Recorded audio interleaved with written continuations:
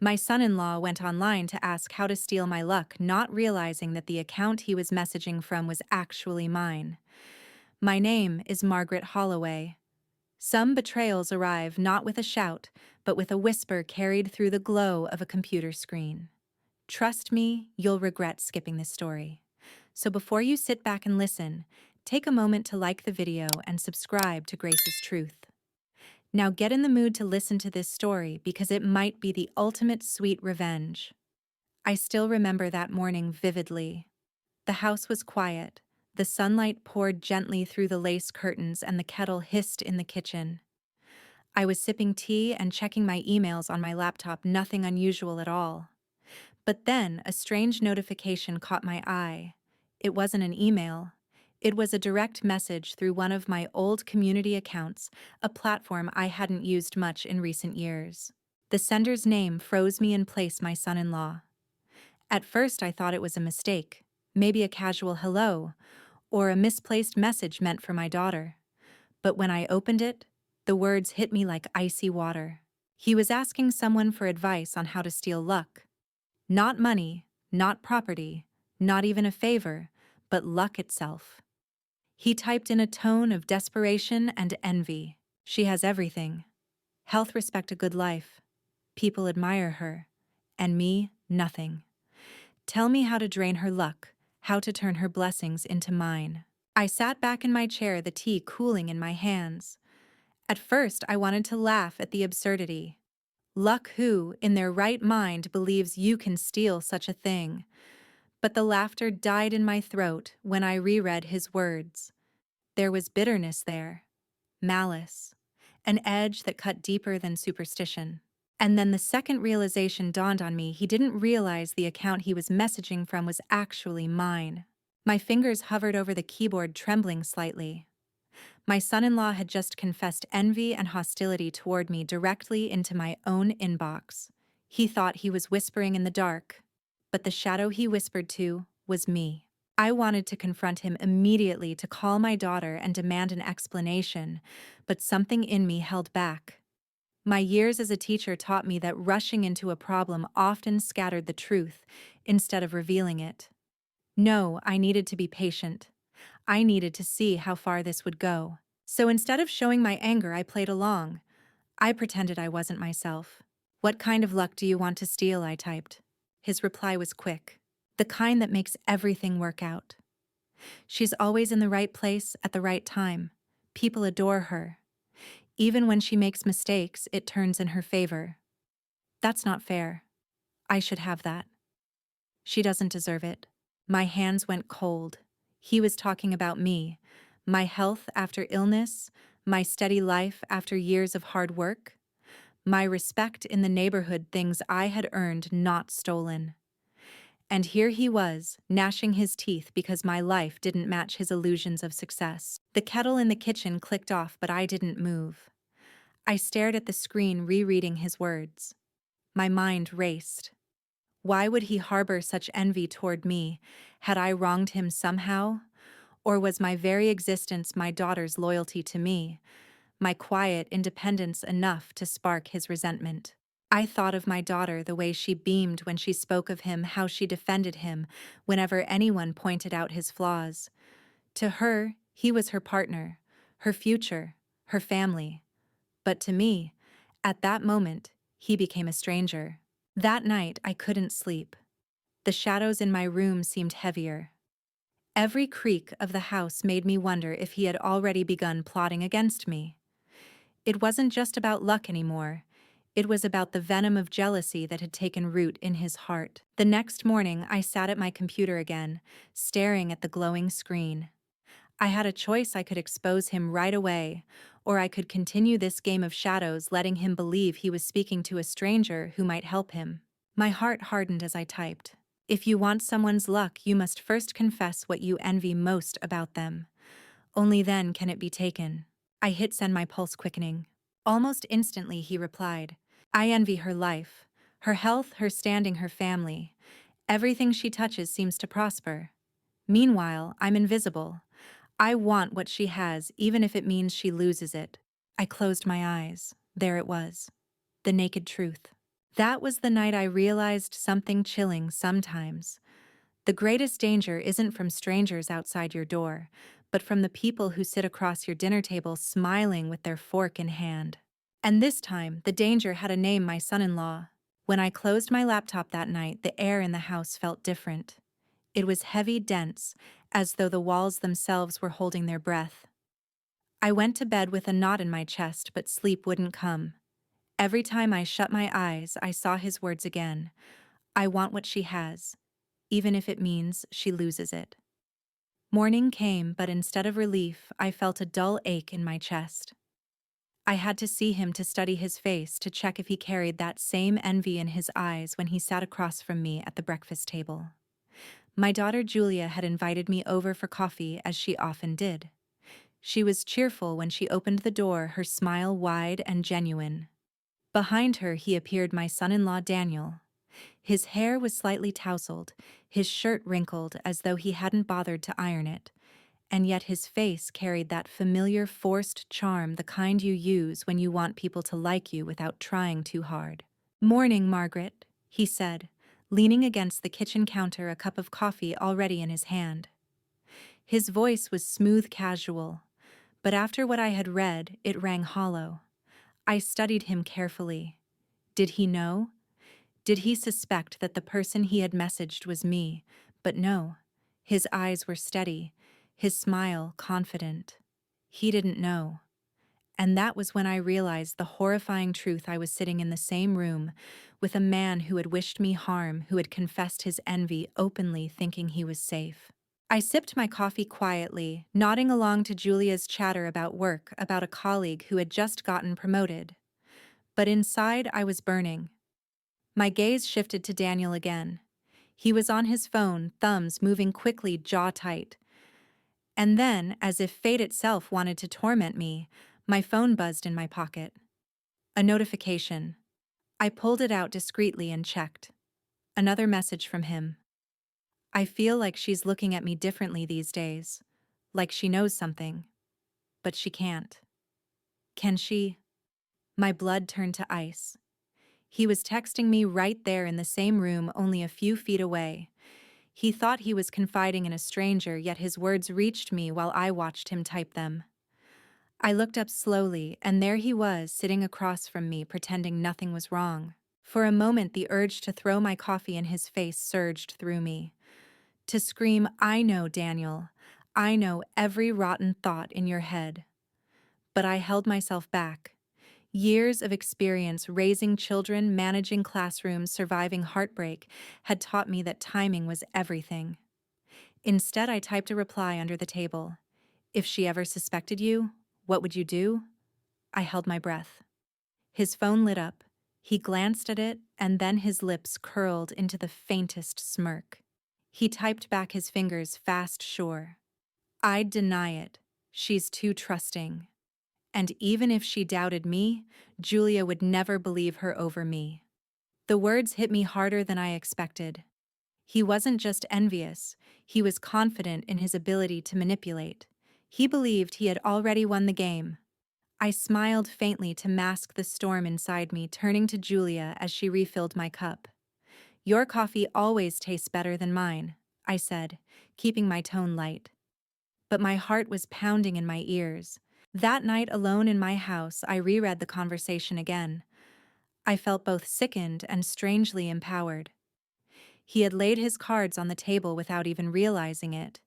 He thought of me as an obstacle, a shadow standing in his way, and he was arrogant enough to believe he could outwit me. But arrogance can be a weakness, and I intended to use his weakness against him. I typed another message. "If you want her luck to fade, you need patience. You can't take it all at once. You must plant small doubts, unsettle her, weaken her little by little." It was cruel of me, I admit. Cruel to bait him, to encourage him.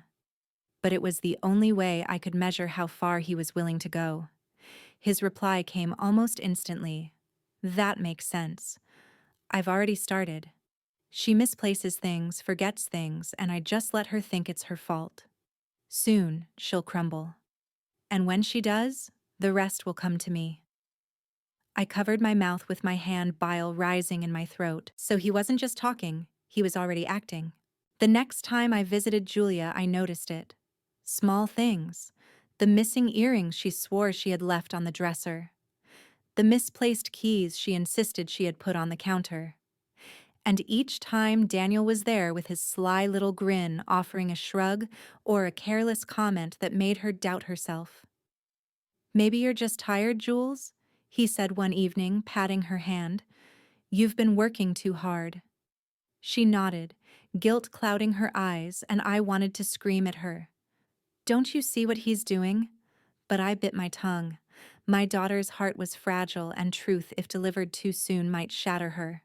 At home that night, I stared at my reflection in the mirror.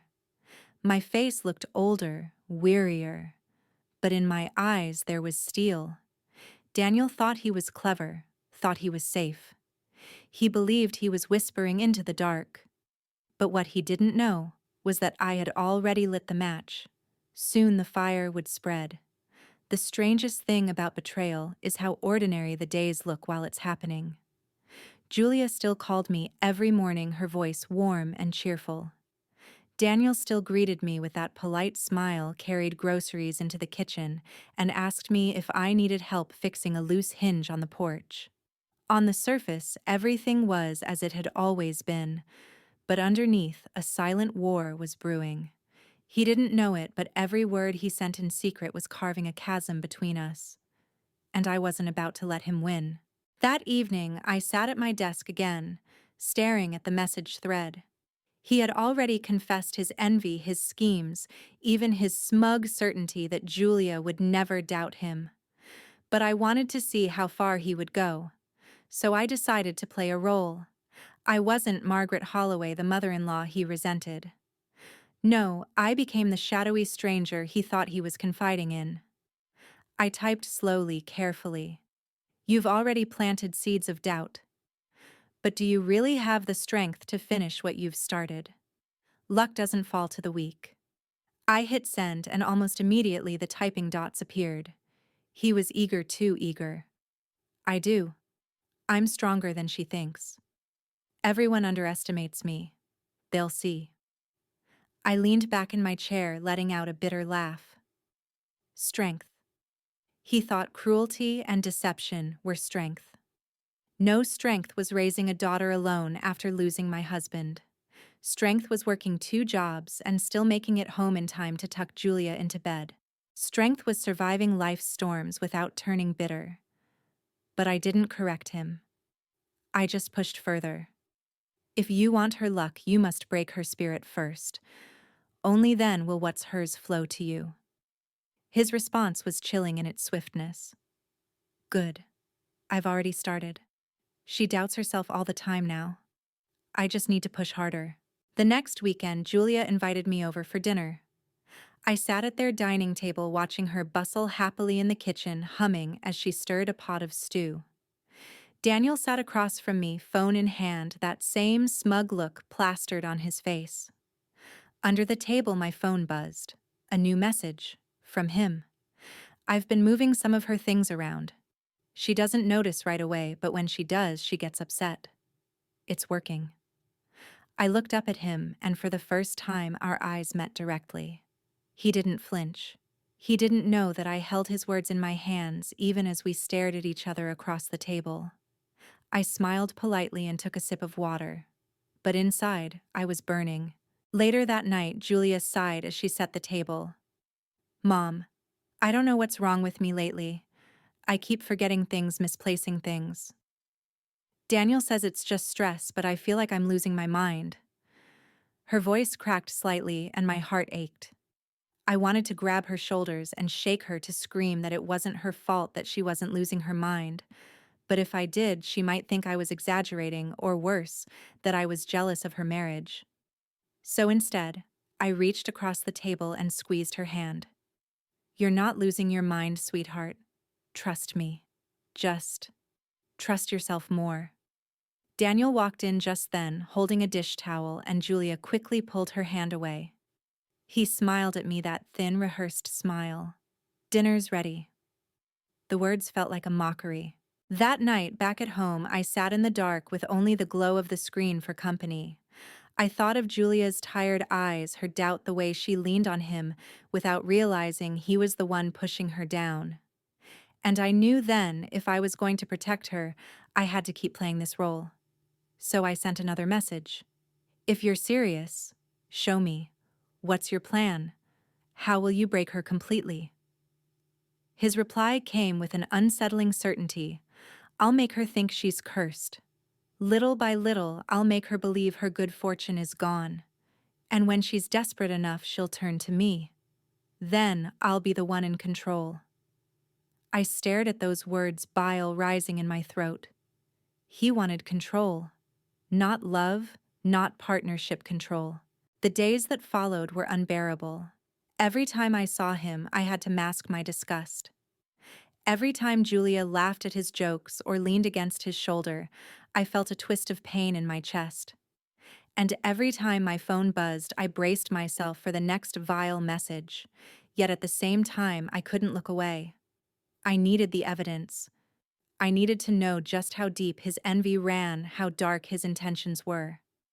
Because only then would I know how to expose him. One evening, Julia called me in tears. Mom, I think something's wrong with me. I spilled coffee all over my paperwork today. My boss snapped at me. I feel unlucky, like everything is turning against me. I swallowed hard, my throat tight. He was doing it. His poison was seeping into her life, and she couldn't even see the hand holding the vial. After we hung up, I stared at the ceiling for hours, sleepless. And I whispered to myself like a vow, not my daughter. Not on my watch. I opened the message thread again, my fingers trembling but steady enough to type, "You're clever, but cleverness is nothing without boldness. If you really want her luck, you'll have to step into dangerous territory." I watched the typing dots appear and my stomach knotted. I'm ready. Tell me what to do. And that was when I realized I wasn't just reading his confession anymore. I was leading him straight into a trap.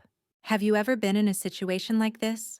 If you were in this situation, would you forgive or take revenge? Comment below to let us know. The deeper I went into this twisted game, the more I realized how warped Daniel's heart truly was. Envy wasn't just a fleeting feeling for him, it was a poison that had spread through his whole being. And as I lured him along, pretending to be his silent confidant, he revealed himself piece by piece. That night, after Julia had called me crying about her bad luck, I knew he was close to breaking into full confession. I just needed to push the right button. So I typed, "You can't steal someone's fortune without admitting what you envy most. Name it. Say it. Only then can it be taken." The typing dots blinked on my screen. For a long moment there was silence. Then word by word his jealousy spilled out. "I envy her health. She's almost 60 and looks stronger than people half her age. I envy her respect. Everyone in the neighborhood greets her, listens to her advice. I envy the way Julia turns to her for everything. I hate it. She overshadows me in my own marriage. I envy that she never seems to fall while I'm stuck, failing, invisible, overlooked. She doesn't deserve her life. I should have it." I sat back, stunned, my chest heaving. Reading his words felt like watching someone rip open their own chest to show me the rot inside. He hated me not for anything I had done, but for existing as I was, resilient, respected, still standing. I thought of all the times he had smiled at me politely, helped carry my bags, kissed Julia on the cheek, while glancing at me with that false warmth. Beneath it all, there was bitterness. And I knew then his envy wasn't just about me. It was about everything he lacked: discipline, grit, dignity. He thought those things were luck. He couldn't comprehend that they were the result of endurance and choice. The next day, Julia invited me over again. She looked tired, shadows under her eyes. I noticed her wedding ring was missing, and she sighed when I asked. "I must have misplaced it," she said, shaking her head. "Daniel says I'm careless.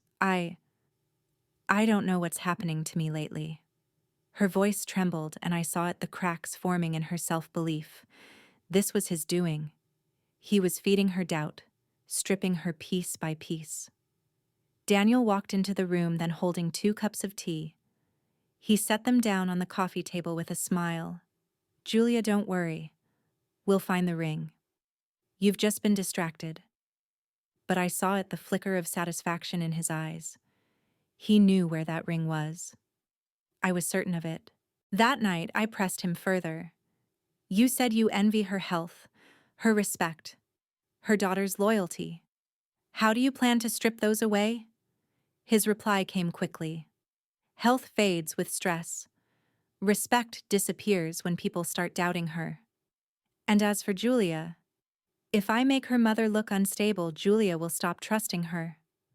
Then I'll have everything." My hand trembled over the mouse.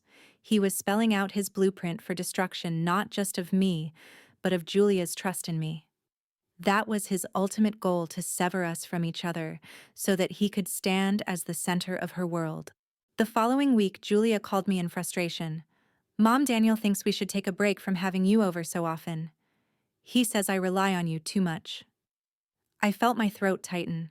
The words weren't hers, they were his, planted in her mouth like seeds. I don't know. Maybe he's right. Maybe I should try to manage things without leaning on you," she continued, uncertainty in her tone. I forced my voice to stay steady. "Sweetheart, you don't need to explain. I understand. But remember, needing family isn't weakness. Don't let anyone convince you otherwise." When she hung up, I sat in the silence of my living room, fury simmering in my veins. He was trying to take her from me, and he was doing it with whispers, little manipulations that only I could see. That evening, I sent another message. "You're clever, but cleverness is wasted if you don't act boldly. Do you have the courage to follow through?" His answer came almost instantly, and his arrogance bled through every word. "I do. I've already planted doubts. Soon she'll believe her mother is the problem. She'll turn to me fully. And then everything will belong to me.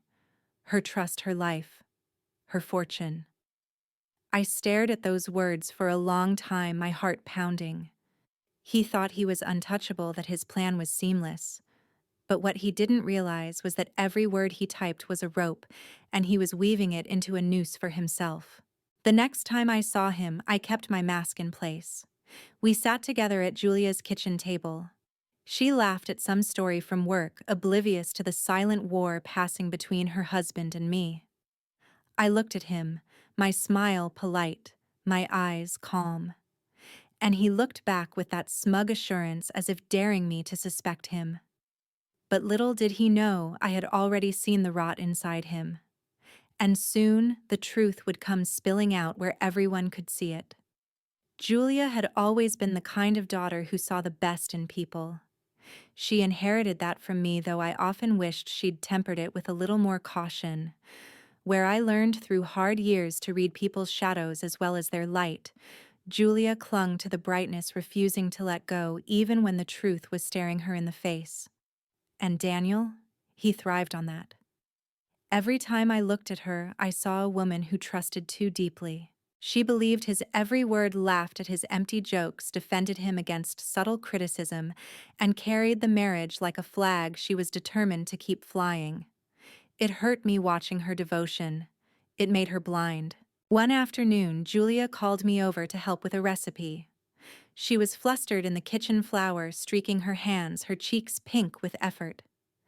Daniel sat at the dining table, scrolling on his phone, barely glancing up.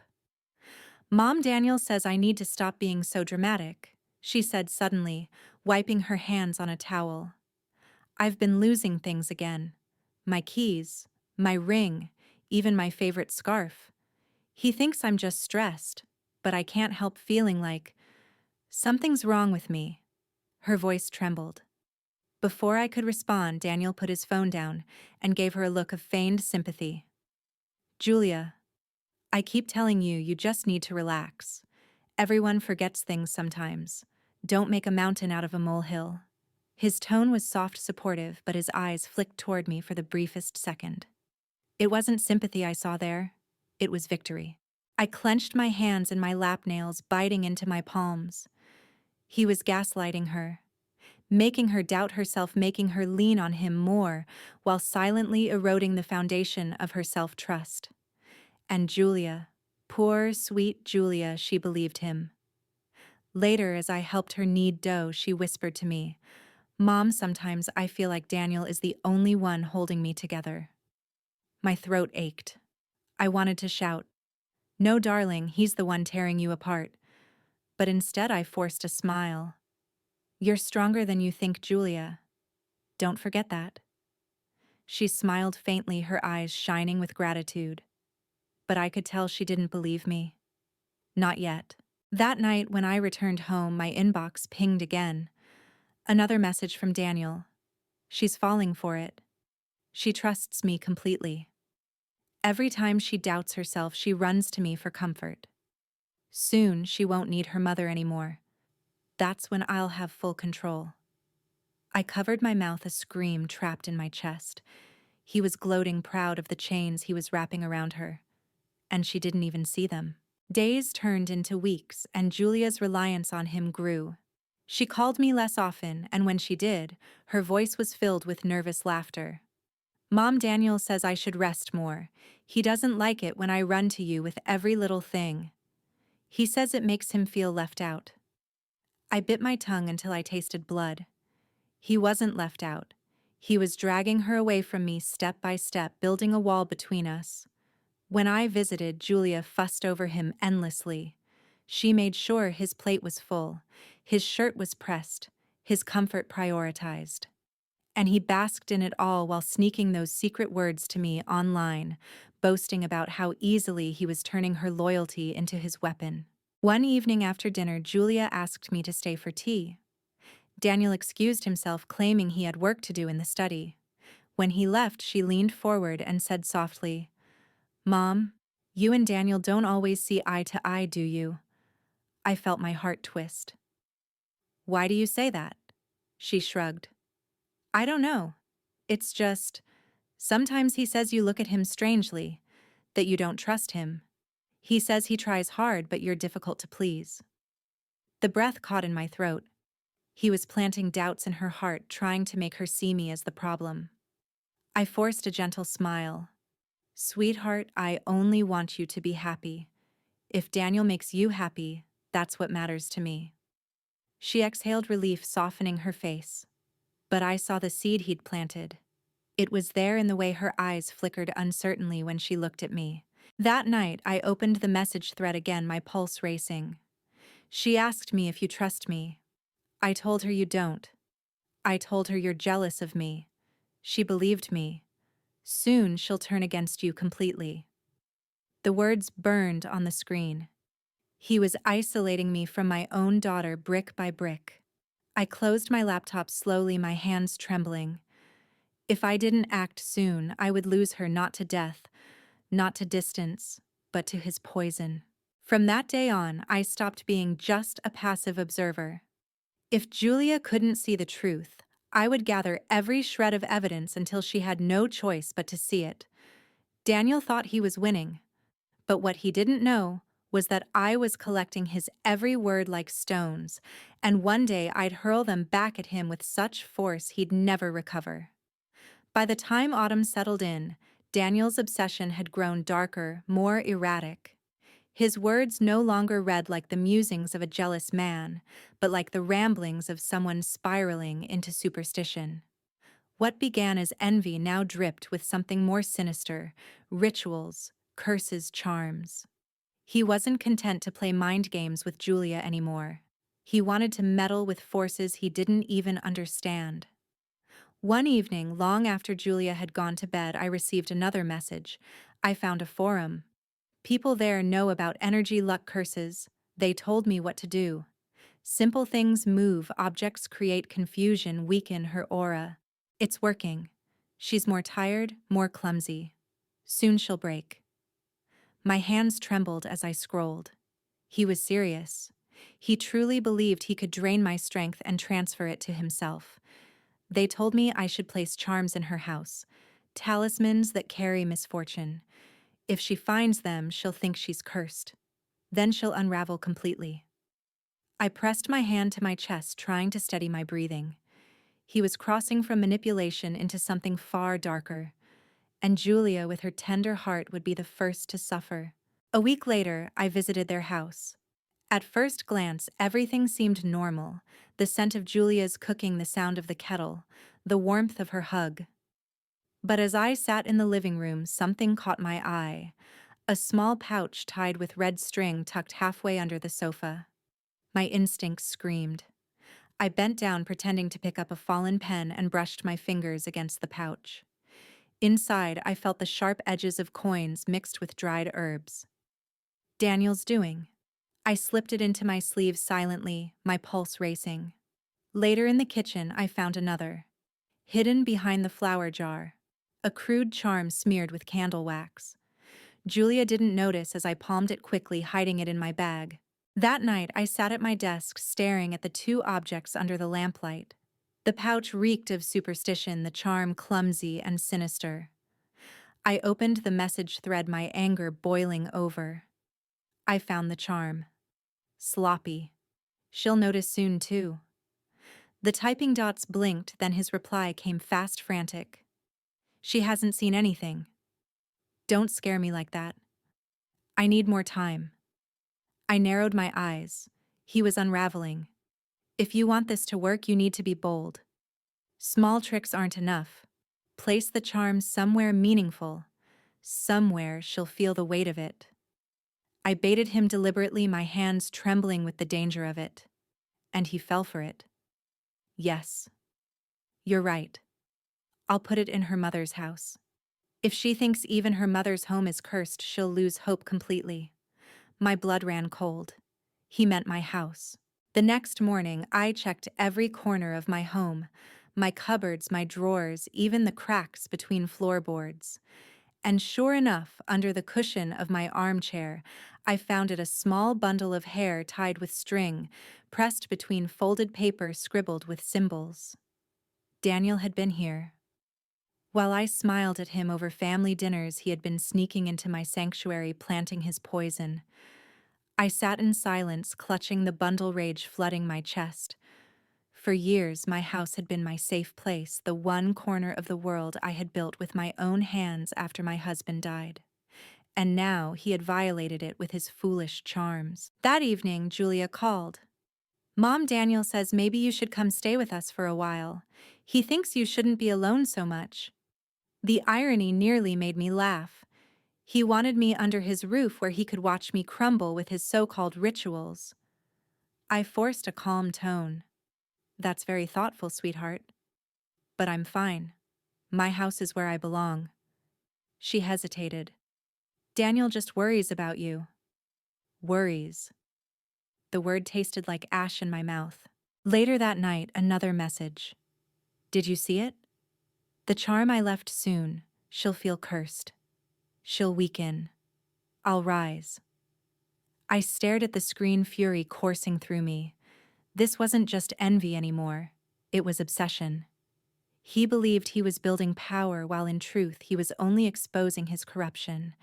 And I realized something else, something far more chilling. The more he leaned into superstition, the more reckless he would become, which meant his downfall was inevitable, if only I had the patience to let him tighten the noose himself.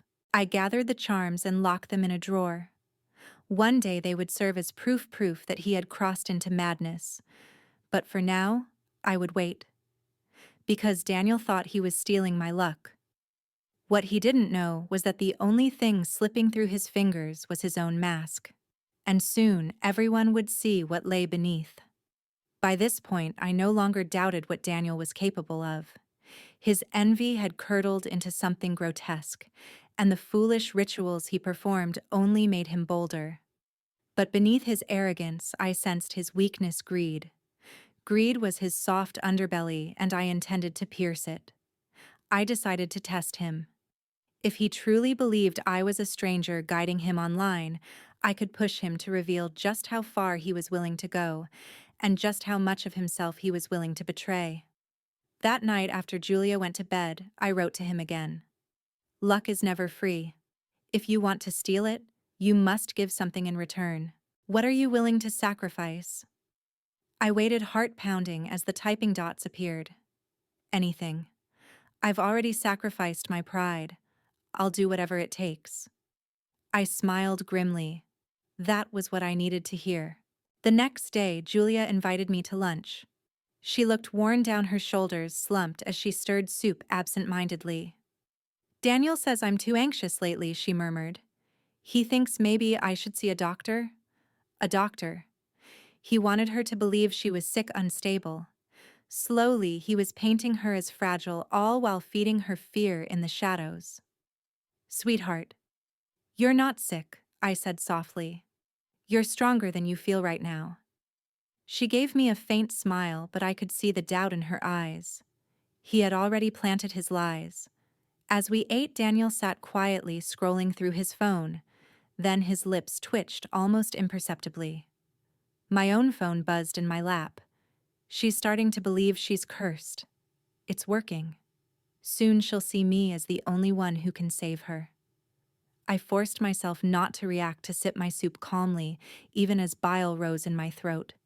He was boasting about breaking her spirit while sitting across from both of us. That night, I decided to push harder.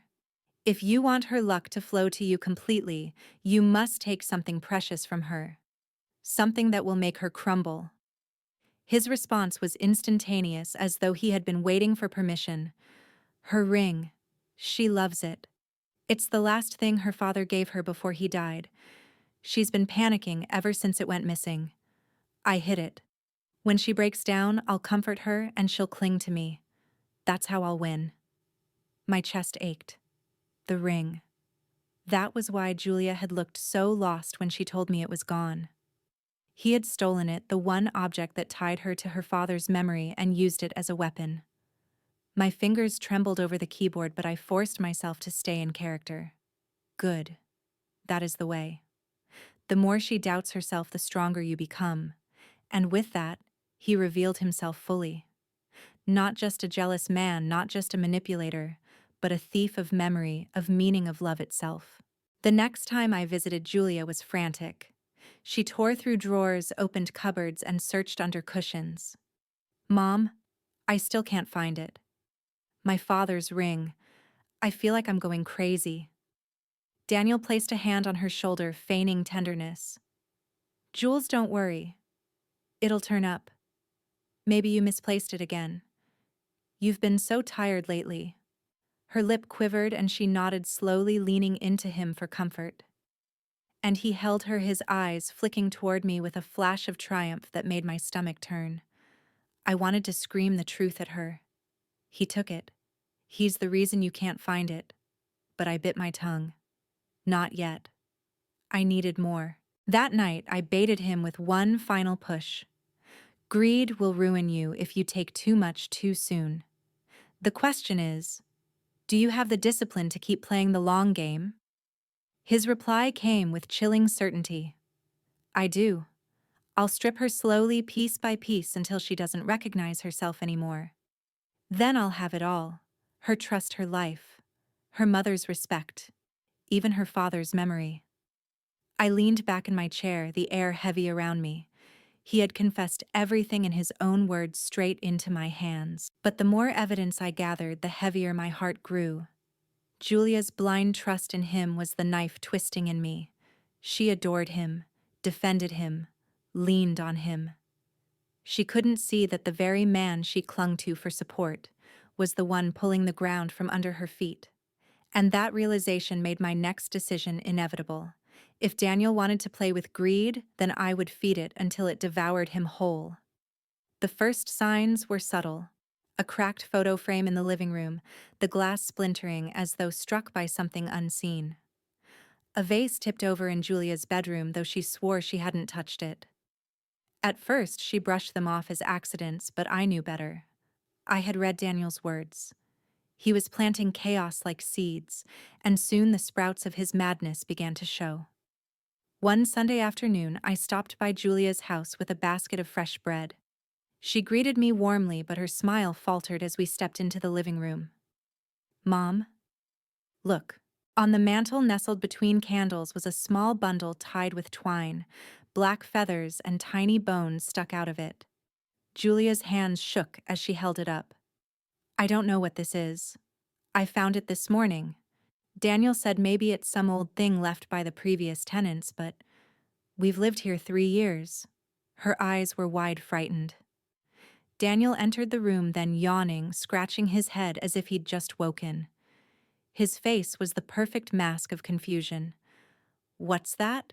He asked, feigning ignorance. Julia frowned. It was on the mantel. Daniel shrugged. Probably something your mom left when she visited. The way he said it, casual, dismissive, was a blade turned toward me. I felt Julia's eyes flicker between us. Doubt crept in the seed he had planted, beginning to sprout. That night, I confronted him online. She found the charm. Sloppy. You risk exposing yourself. His reply came fast, tinged with arrogance. No, she doesn't suspect me. If anything, she suspects her mother. It's perfect. I'll make her think Margaret is the cause of her misfortune. I gripped the arms of my chair until my knuckles whitened. He was twisting the knife deeper, trying to turn Julia against me. Over the next week, more strange things appeared. A broken egg tucked into Julia's shoe, a cracked mirror in the bathroom. Salt spilled across the kitchen floor in a pattern that made her shiver. Each time, Daniel was there with soothing words. It's nothing, Jules.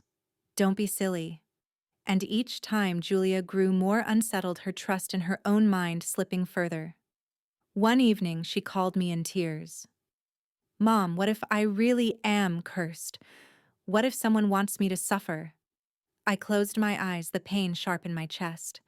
I wanted to scream that the curse wasn't from some unseen force, it was from the man sleeping beside her. But instead, I whispered, Sweetheart, curses only have power if you believe in them. Don't give them that power. Her sobs quieted, but I could feel her slipping away. That same night, Daniel sent another message. She's breaking. She cries more, doubts more. Soon she'll cling to me completely. It's working. I typed back coldly, be careful. Push too far and she might see through you. She won't, he replied confidently. She trusts me more than her own mother now. That's how weak she's become. I leaned back, my chest heaving with fury. He was so sure of himself, so blind to the trap tightening around him. The following weekend, I went to their house again. Julia had dark circles under her eyes. She hugged me tightly, whispering, I don't know what's happening, Mom. Things keep moving around. My scarf disappeared, then reappeared in the freezer. I feel like I'm losing my mind. I stroked her hair, trying to steady her. You're not losing your mind. You're being deceived. Her eyes widened, confusion clouding them. Before she could respond, Daniel walked in holding her missing scarf. See, it was right where you left it. You just forgot. He handed it to her with a soft smile, then glanced at me. For a fleeting second, our eyes locked, and his smile twisted into something darker. A silent message. I win. That night, I sat at my desk with the scarf Julia had slipped into my bag by mistake. On the edge of the fabric, stitched into the lining, was a small paper charm. My stomach turned. He had hidden it there deliberately. I typed furiously, I found the charm. You're reckless. His reply was smug. Not reckless. Strategic. She thinks she's cursed, and soon she'll think it's her mother's fault. Then she'll cut her mother off, and I'll have all her faith, all her luck. I stared at the words, my nails biting into my palms. He had revealed his hand. His ultimate plan wasn't just to drain Julia, but to sever her from me entirely. But he underestimated us both.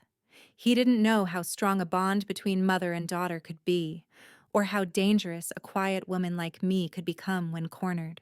From then on, every charm he planted I collected. Every broken trinket, every misplaced object I stored away like evidence. My drawer was filling with his madness, and one day it would expose him completely. Daniel thought he was cursing me, but in truth, he was weaving his own downfall thread by thread, and I was patient enough to let him finish the tapestry. By now, my house had turned into something more than a home. It was a vault of secrets, of evidence of all the twisted relics Daniel thought he was using against me. Each charm, each trinket, each broken piece of superstition he slipped into Julia's world I gathered and tucked away. The drawer in my desk groaned with the weight of them, pouches of feathers, slips of paper with symbols, little dolls made from twine. His madness was documented in every object. And yet, I said nothing. I had become a silent vigil watching from the shadows as his schemes grew bolder. The hardest part was pretending. Sitting across the dinner table, smiling politely, listening to Julia laugh at his jokes, while my phone buzzed with his messages, confessions of the very poison he was slipping into her life. One evening, Julia invited me over for a small gathering. A few neighbors came by chatting over tea. Daniel played the gracious host, refilling cups, smiling warmly. To anyone else, he looked like a devoted husband, the kind of man people praised behind closed doors. But as the laughter hummed around the table, my phone buzzed again. I glanced down discreetly. She doesn't notice how weak she's become. Everyone admires her, but soon they'll see her break. And when she does, I'll be the one standing strong beside her. I looked up, and there he was across the room pouring tea, his eyes flicking toward me for just a moment. He had no idea I was the shadow reading his every word. I realized then that my silence was my greatest weapon. He was so convinced of his cleverness, so sure no one would ever suspect him, that he confessed freely like a man unburdening himself to a friend. He thought the dark web of his mind was hidden, when in truth he was weaving it into a net that would one day trap him. Still, the waiting was agony. Julia's laughter had grown brittle, her smiles thinner. I saw her hands tremble as she washed dishes, heard the quiver in her voice when she told me about another lost item, another accident. She was unraveling, and I had to watch. But every moment of her pain strengthened my resolve. One night I pressed him further. You've spoken of envy, of charms, of curses. But what if she discovers the truth? What if she realizes it's you? His answer chilled me. She won't. Julia would never believe it. If her mother accused me, she'd think it was jealousy or paranoia. She trusts me completely. That's the beauty of it. I gripped the edge of the desk, my breath ragged. He was right for now. Julia trusted him blindly, but trust once shattered could never be rebuilt. And when the time came, I would make sure she saw every ugly truth. In the meantime, I collected his words as carefully as I collected his charms. Screenshots of his messages, printed copies tucked into folders. My drawer held not only the trinkets of his superstition, but the black ink of his confessions. Each page, each object was a stone I would one day hurl into the fragile glass house he had built. But still I waited. Patience was the blade I sharpened daily, and the cut would be deeper for it. The tension grew heavier in Julia's house. She complained of bad dreams, of shadows in corners, of whispers in the night. I knew the shadows weren't in her home, but in the man sharing her bed. One evening, she clutched my hand as we sat on the porch. Mom, do you think I'm cursed? I looked into her eyes, saw the desperation, the cracks spreading across her trust in herself. And though the truth screamed inside me, I swallowed it down. No, sweetheart. You're not cursed. You're stronger than you know. Don't ever let anyone convince you otherwise. She smiled weakly, but I saw her doubt. And I knew that doubt had Daniel's fingerprints all over it. Later that night, another message came. She's breaking beautifully. Every day she doubts herself more. Soon she'll cling to me like a drowning woman. That's when I'll have everything. I closed my eyes, bile rising in my throat. He was playing with her heart like a cat with a dying bird. But what he didn't realize was that I was watching, recording, waiting. I asked myself often during those nights, should I reveal everything now? Should I put the folder and the drawer full of evidence in front of Julia and let her see the monster she married? But the answer each time was the same. Not yet. Not until the moment when his mask slipped so far he couldn't pull it back up. Not until Julia herself saw the shadow and recognized it for what it was. Patience was agony, but patience was also power. One night, as I sat in the dark, I whispered to myself, "How do you think they will react when I reveal that to everyone?" And for the first time in weeks, a small cold smile touched my lips. There's a saying I used to tell my students when they felt invisible or overlooked: truth has a way of seeping through like water through cracks in stone. You can cover it, deny it, mock it, but eventually it finds a way out. I had been waiting for that moment with Julia, and slowly I began to see the first fissures forming in her faith in Daniel. It began with small things. One evening, I visited her and she was folding laundry in the living room. She sighed as she held up one of Daniel's shirts. "Mom, doesn't it ever bother you when people don't pull their weight? I feel like I do everything. Cooking, cleaning, keeping track of bills. Daniel says he's too busy with work, but half the time he's scrolling on his phone." Her voice was tired, not accusing, but tinged with something new doubt. I stayed calm. "Marriage is about balance, sweetheart. Both people have to give, not just one." She smiled faintly, but her eyes flickered with unease. A tiny crack. A week later, she called me, whispering into the phone, "Mom, something strange happened. I found my ring." My heart skipped. Where? In Daniel's drawer, tucked under his socks. He swore he had no idea how it got there. Said maybe I put it there by mistake. Her voice shook. "But Mom, I would never hide it there. That ring means too much to me." I closed my eyes, the rage sharp in my chest. He was slipping. His arrogance was showing. "What do you think?" I asked gently. There was silence on the line. Then in a whisper, I don't know. I want to believe him. But why would my ring be there? That night, Daniel messaged me again. She found the ring. I played it off, told her she must have hidden it herself. She looked uncertain, but she believed me. She always does. I clenched my jaw, my hands trembling. No, she hadn't fully believed him. I could hear the hesitation in her voice. The cracks were spreading. The next weekend, I invited Julia to my house for tea. Without Daniel. She arrived with tired eyes and a forced smile. As we sipped chamomile, she leaned in, whispering, "Mom, sometimes I feel like I'm losing myself, like I can't trust my own memory anymore." I took her hand in mine. "That's not you, Julia. That's someone making you doubt yourself." Her brow furrowed. "You mean Daniel?" The question hung heavy in the air. I didn't answer it, not yet. I only squeezed her hand tighter. "Just remember, people who love you don't make you question your sanity. They make you feel stronger." Her eyes shimmered and she nodded slowly. I could see it, the seed of realization taking root. That night, Daniel sent another message, almost frantic. "She's starting to question things. I told her her mother is turning her against me. I think she believes me, but you have to tell me how to keep her under control. I can't lose her." Control. The word stood out like a scar across the screen. He didn't love her. He didn't cherish her. He wanted to own her. And that was the very word that would one day condemn him. The true turning point came a few nights later. Julia called me, her voice shaking. "Mom, something happened. Daniel got angry tonight.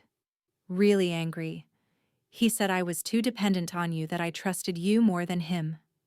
He slammed the door so hard the frame cracked. Her breathing quickened. He's never been like that before. I didn't recognize him. I closed my eyes, the ache in my chest unbearable.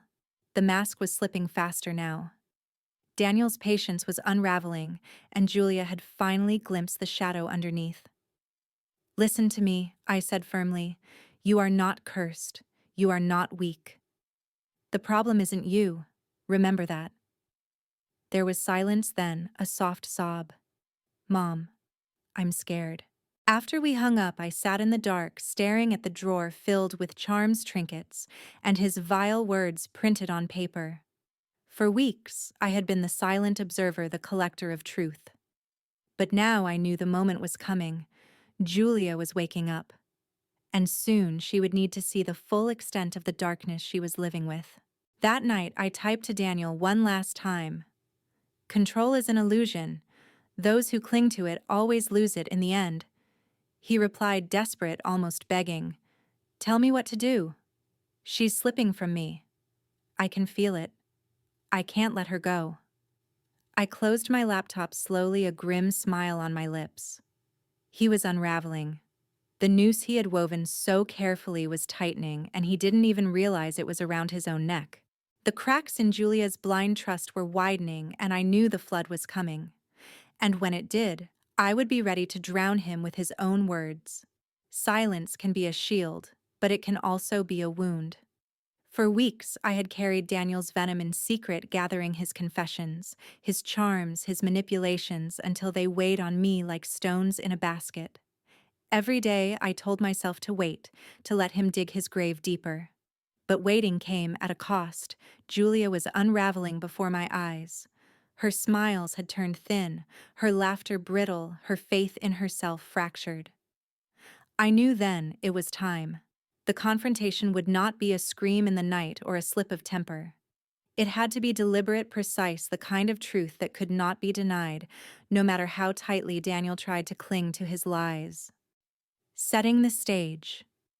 That Saturday morning, I cooked as if nothing were amiss. A pot of stew simmered on the stove, bread baked in the oven, the house filled with warmth. But my chest ached with tension. Each clink of the spoon against the pot felt like the tolling of a bell. I invited them both for lunch. Julia agreed eagerly. She always loved spending time with me. Daniel's voice in the background, faint but audible, carried no resistance. He thought he was still safe, still untouchable. When they arrived, Julia kissed my cheek, her arms warm around me. But her eyes, I saw the exhaustion there, the faint tremble in her hand when she set her purse down. Daniel followed, dressed neatly, his shirt crisp, his hair slicked back. His smile was smooth polished, the perfect son-in-law. "Smells wonderful," he said, inhaling deeply. "You always make this place feel like home, Margaret." I smiled politely. "It is home, Daniel. One I've kept safe all these years." He chuckled softly, not catching the steel in my words. We ate together, the table heavy with food. Julia tried to chat about her work, her garden, the neighbors.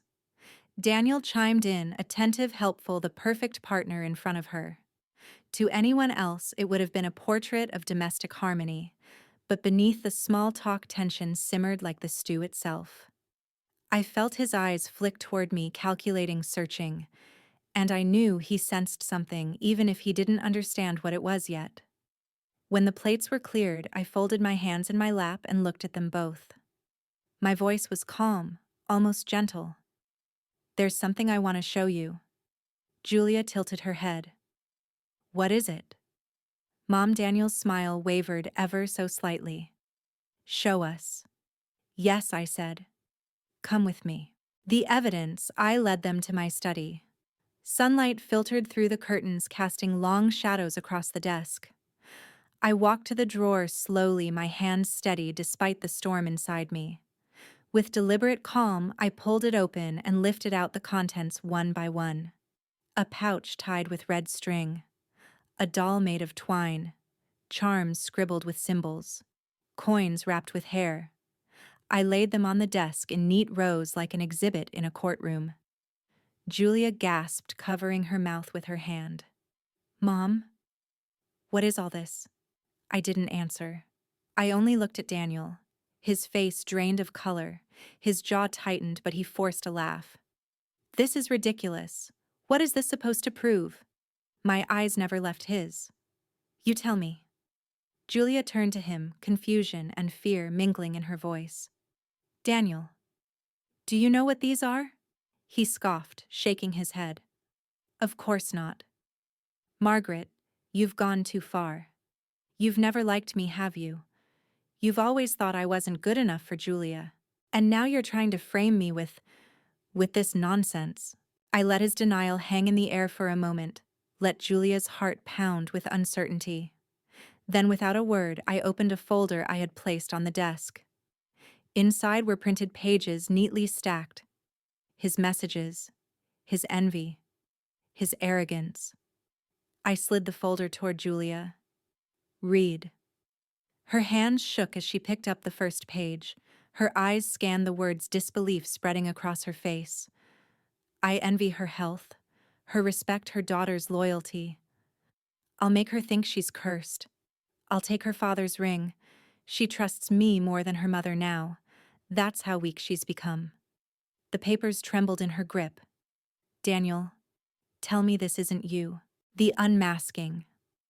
He stepped forward, quickly, panic in his eyes. Julia, don't listen to her. She faked this. Can't you see she's always been jealous of our marriage, always trying to turn you against me?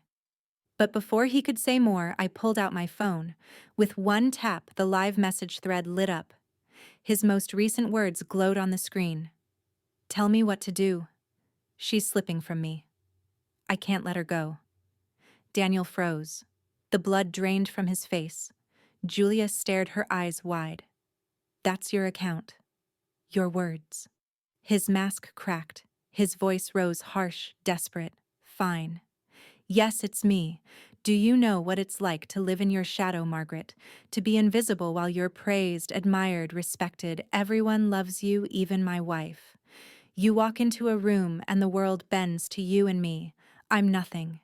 He jabbed a finger at me, his chest heaving. You stole everything from me before I even had it. Julia flinched, tears welling in her eyes. Daniel? How could you? Julia's breaking point. He turned to her, his tone shifting, almost pleading. I did it for us, Julia.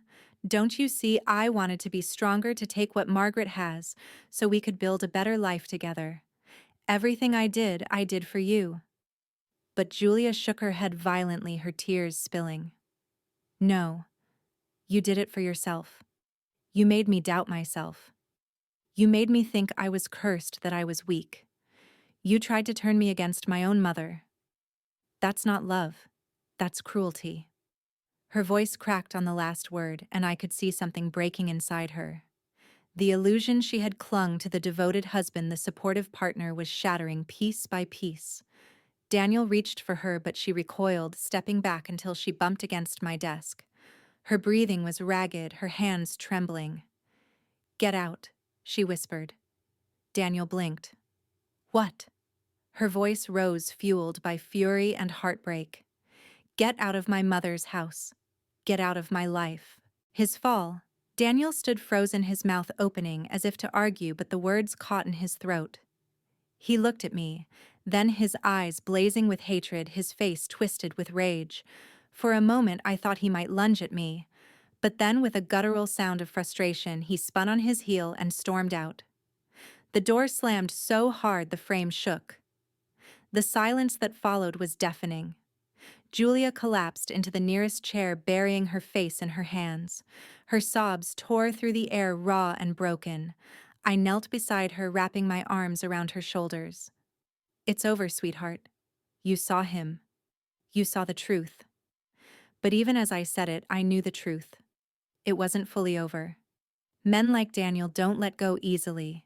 His envy, his bitterness, his hunger for control, those don't vanish with one confrontation. Still, the mask was gone. He could never again pretend to be the man Julia thought she married. And for the first time in months, I felt a flicker of hope. Reflection. As I held Julia, I thought of all the nights I had sat alone reading his messages, collecting his charms, wondering if I was doing the right thing by waiting. And now I knew patience had been my weapon. His arrogance had been my ally. He had confessed everything to me, thinking I was a stranger. He had planted his own downfall with every word, every charm, every lie. And Julia had seen it all. She clung to me, sobbing into my shoulder, and I whispered softly, "You're not cursed, my love. You never were. You're stronger than he ever knew."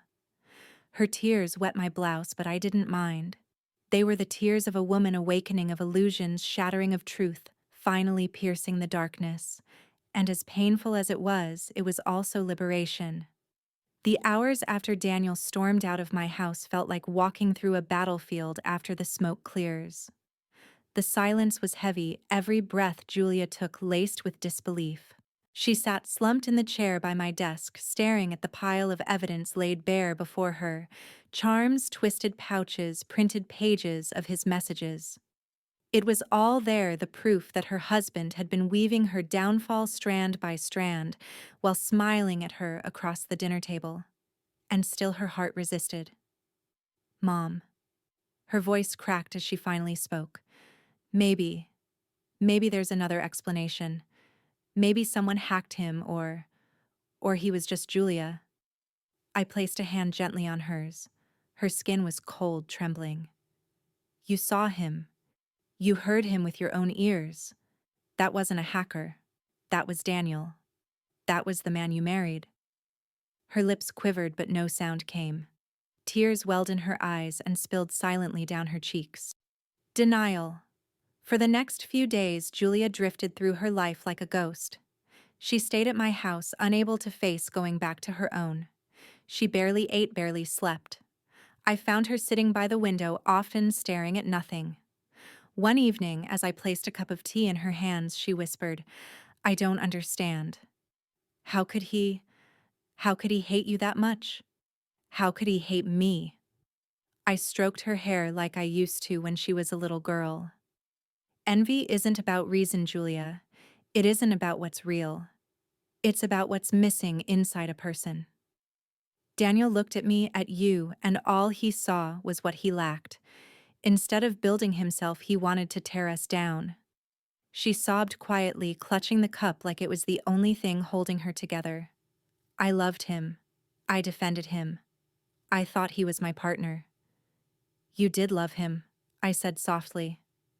"And that makes you human. It's not your fault he twisted that love into something poisonous." The echo of Daniel. But Daniel didn't disappear. Like a shadow, he lingered at the edges of our lives. He sent messages to Julia, begging, demanding, twisting his words into knots. One night, she shoved her phone into my hands, her voice shaking. "Read them." "I can't anymore." The screen lit up with his frantic words. "Julia, you don't understand. Your mother poisoned you against me. I was desperate. I only wanted to be seen. She's always made me feel small. I love you. I did it for us. Don't throw everything away because of her." And then, beneath the pleading, the venom leaked again. "If you leave me, you'll regret it. You'll see. I was the only one who truly cared for you." Julia covered her face with her hands, sobbing. "He's still trying to twist it, Mom. Even now." I put the phone down firmly. That's what manipulators do. They'll beg, they'll threaten, they'll blame everyone but themselves. But remember, Julia, you saw him unmasked. You know the truth now." She nodded faintly, though her shoulders shook. Truth is powerful, but it doesn't erase love overnight. Love lingers like smoke, choking even after the fire has gone out. A daughter's rage. A week later, Julia finally broke. She was folding clothes in my living room when she suddenly hurled a shirt across the room, her face twisted in anguish. "How dare he?" she shouted, her voice raw. "How dare he make me doubt myself? How dare he steal Dad's ring, plant curses in our home, make me believe I was losing my mind?" Her hands shook as she grabbed another shirt, throwing it down. I defended him. I told everyone he was good, that he was kind. And all the while he was laughing at me, laughing at you. "Oh God, Mom." Her voice broke. "He made me think you were the enemy." I wrapped my arms around her, holding her tight as her sobs tore through the house. Her grief was not just for the betrayal, but for the years of trust, the love she had poured into him, the future she had imagined, all shattered in a single afternoon. "It wasn't your fault," I whispered over and over. "It was never your fault." The world begins to see, but betrayal doesn't stay hidden once light has touched it. Word spread first quietly, then loudly. Neighbors who had admired Daniel began to whisper. Friends who had once praised their marriage started to look at Julia with pity. One evening, a woman from down the street pulled me aside. "We always wondered about him," she said softly. "He was charming, but there was something off. Now it makes sense." Julia hated the pity in their eyes. "I feel like everyone's looking at me, Mom. Like I'm the fool who didn't see it." "You're not a fool," I told her firmly. "You're the victim of his deceit. The shame belongs to him, not you." But shame is stubborn. It clung to her even as she tried to move forward. The confrontation within. One night, weeks after the confrontation, Julia sat at my kitchen table, her face pale in the lamplight. "Mom," she said quietly, "do you think I can ever forgive him?" I studied her face, the exhaustion etched into it, the war between anger and sorrow. "Forgiveness isn't for him, Julia. It's for you. But forgiveness doesn't mean forgetting. And it doesn't mean letting him back into your life. It means freeing yourself from the chains of his cruelty." Her eyes filled with tears again. "I don't know if I'm strong enough." "You are," I said firmly. "You've always been strong. He just blinded you to it." "But I see it. I've always seen it." She reached for my hand, squeezing it tightly. For the first time, I felt the faintest spark of resolve in her grip. Daniel's last attempt. But Daniel wasn't finished. He showed up at my house one afternoon, his eyes wild, his voice desperate. Julia was in the living room with me when the knock came. When I opened the door there, he stood disheveled, his charm gone. "Margaret," he said hoarsely, "please, let me talk to her." Julia stepped behind me, her face pale. "Daniel, go home." "No." His voice cracked. "Julia, listen to me. I was wrong, I admit it, but you can't just throw everything away. I love you." Julia's lips trembled, but her voice was steady. "Love doesn't look like that. Love doesn't make me doubt my own sanity or hate my own mother. Love doesn't curse and manipulate. That wasn't love, Daniel. That was control." His face twisted, rage flaring. "She's turned you against me. She's jealous. She's always been jealous." Julia stepped forward, her voice sharp as steel. "No, Daniel. She saved me. She saved me from you." The words hung in the air like a final verdict. His face crumpled, then hardened. Without another word, he turned and stormed off into the night. And this time, we let him go. Shattered illusions. That night, Julia cried herself to sleep in my guest room. I sat by her side, brushing her hair back like I did when she was a child. Her illusions were gone, the illusion of a loving marriage, of a safe home, of a partner who cherished her. All shattered into sharp pieces that cut her whenever she tried to hold them. But in the ashes of her grief, something new was being born: clarity. For the first time, she saw Daniel not as the man she had loved, but as the man he truly was. And painful as it was, that truth would be the foundation of her healing. I stood by the window long after she fell asleep, watching the moonlight spill across the yard. The night was quiet, but inside me a storm still raged. Daniel thought he had been clever, that he could steal my luck, my dignity, my daughter's trust. But what he hadn't realized was that envy always devours the one who carries it. And now all Julia and I had to do was pick up the pieces he left behind together. After Daniel's final outburst at my door, a strange quiet settled into our lives. At first, it didn't feel like peace. It felt like the silence after a storm, where the trees are broken, the earth is torn, and you're left staring at the wreckage, wondering how to begin again. Julia stayed with me for weeks. She couldn't bear to step foot into the house she had once called her home. It wasn't just the walls or the furniture that unsettled her. It was the memories stitched into every corner. Memories she had built with a man who had used her trust as a weapon. I understood. Betrayal stains places as much as it stains hearts. The days were long filled with tears that came in sudden waves. Julia would laugh with me one moment only to break down the next, clutching her stomach as though grief itself was a physical wound. "Mom," she whispered one evening as we sat on the porch, watching the autumn leaves fall. "How do you start over after something like this? How do you live, knowing the person you shared your bed with wanted to destroy you?" Her question pierced me. I thought of my own past, losing my husband, raising her alone, enduring the whispers of people who doubted me. I had faced storms before, storms that nearly broke me. "You start by remembering who you are without them," I told her softly. "Daniel tried to make you believe you were weak, but you're not. You're strong, Julia. You always have been. You just need to learn to see it again." Her eyes filled with tears, but she nodded, leaning her head on my shoulder. Word of Daniel's downfall spread beyond our walls. Neighbors who once praised his charm now shook their heads in disbelief. Some came to Julia quietly, offering sympathy. Others avoided her, as though betrayal were contagious. One afternoon, as we walked to the corner store, Mrs. Porter from across the street stopped us. "Julia, dear, I'm so sorry. We all wondered about him, you know. He was too smooth, too careful, but we never imagined." Julia forced a small smile, thanking her, but I could feel the stiffness in her shoulders. Afterwards, she muttered, "I hate the pity in their eyes. I feel like a fool." "You're not a fool," I said firmly. "You loved. That's not foolish. It's brave. The shame isn't yours to carry. It belongs to him." But I knew it would take time before she believed me. Shame once planted doesn't leave easily. At night, when Julia slept, I sat alone in my study, staring at the drawer that had once been filled with Daniel's charms and confessions.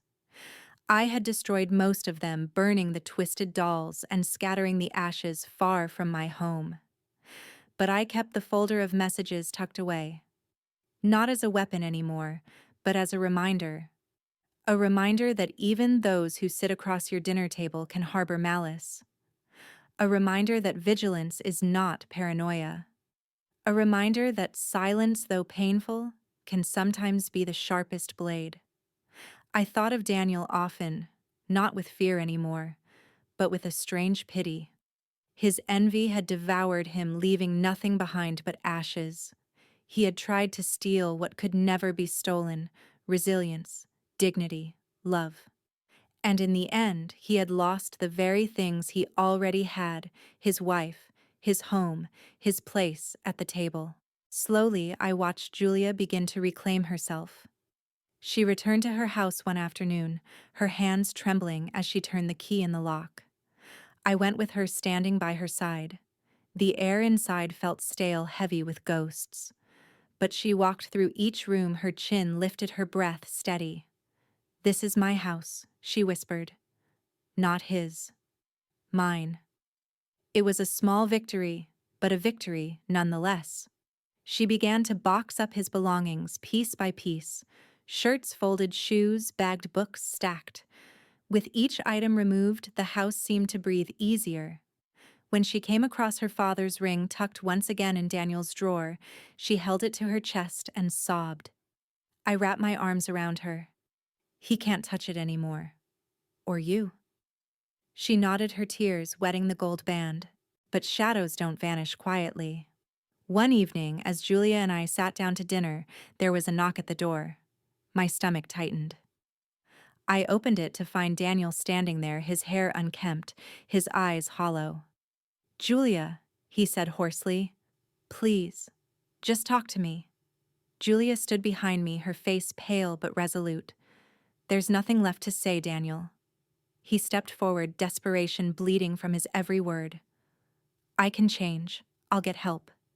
Therapy, church, anything you want. Just don't throw me away." Julia's hands clenched at her sides. Her voice shook, but her words were clear. "You already threw me away, Daniel. Every time you lied. Every time you made me doubt myself. Every charm, every whisper, every smile you used to cover your rot, that was you throwing me away. I just didn't see it then. His face crumpled. For a moment, I thought he might collapse right there on the porch. But then his eyes darkened, anger flashing. "You'll regret this," he hissed, before turning and walking into the night. Julia trembled, but she didn't cry. Instead, she whispered, "He can't touch me anymore." And for the first time, I believed her. In the weeks that followed, Julia rebuilt her life. She returned to work, reconnected with friends she had neglected, even joined a support group for women who had faced betrayal. She began to laugh again, not the brittle laughter of before, but real, warm, alive. One evening, as we sat on the porch watching the stars, she took my hand. "Mom, I don't know how I would have survived without you." Tears pricked my eyes. "You would have Julia. You're stronger than you know. But I'm glad I was here." She smiled faintly. "You always are." As the seasons turned, I found myself reflecting on everything. Daniel's envy had nearly torn us apart, but it had also revealed something unshakable: the bond between mother and daughter. He had tried to sever it, to poison it, but instead it had only grown stronger. I realized something else too. For all his talk of luck, Daniel never understood what true luck was. Luck isn't stumbling into fortune. Luck is surviving storms, building resilience, finding people who stand by you when the world crumbles. Luck is love, steady, imperfect, but unyielding. And that was something he could never steal.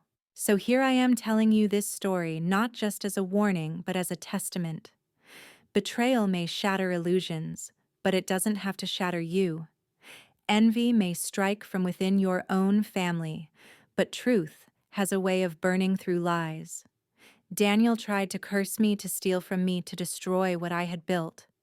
But in the end, the only thing he destroyed was himself. And Julia, she's healing. Slowly, painfully, but surely. She's learning to see her strength again. And I am here, as I have always been, walking beside her, because that is what love does. As I sit here tonight, the house quiet around me, I think of the drawer in my desk. Once it was filled with his poison. Now it holds only empty space, a space I refuse to let him occupy anymore. Instead, that space belongs to memories of resilience, to laughter that has returned, to hope, and to the quiet power of knowing that no one, not even a son-in-law who wished me harm, can steal the luck I carry inside me.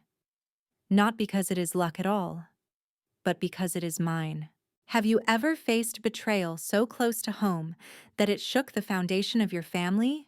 Would you forgive, or would you stand firm and cut them out forever? Share your story with me in the comments. And if my story moved, you subscribe to Grace's Truth, because there are many more stories, many more truths, waiting to be told.